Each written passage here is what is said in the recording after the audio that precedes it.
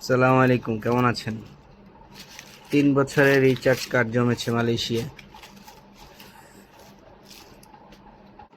আরও আছে, আরও অনেক আছে, বক্সে বের করতেছি। এই বক্সে আরও অনেক আছে। 3 বছর না, সম্ভবত 28 মাসে। এই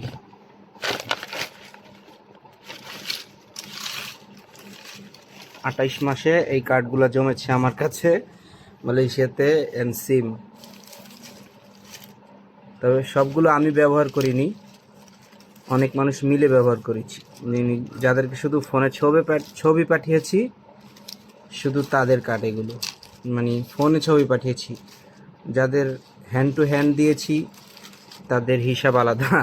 তাহলে সেক্ষেত্রে ওইগুলো যদি থাকতো তাহলে আরও 3 4 5 গুণ 10 গুণ বেশি হইতো।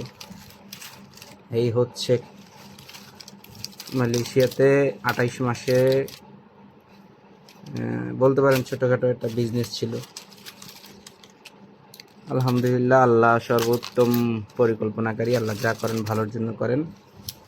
মালয়েশিয়া আসার পর 6 মাস হতাশ ছিলাম।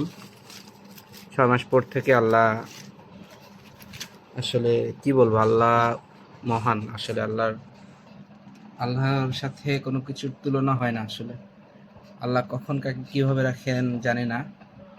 আর কয়েকদিন আছে, মানে 19 তারিখে ইনশাআল্লাহ চলে যাচ্ছি দেশে, জুলাইয়ের 19 তারিখ। তো ভালো থাকবেন সবাই। আল্লাহ হাফিজ।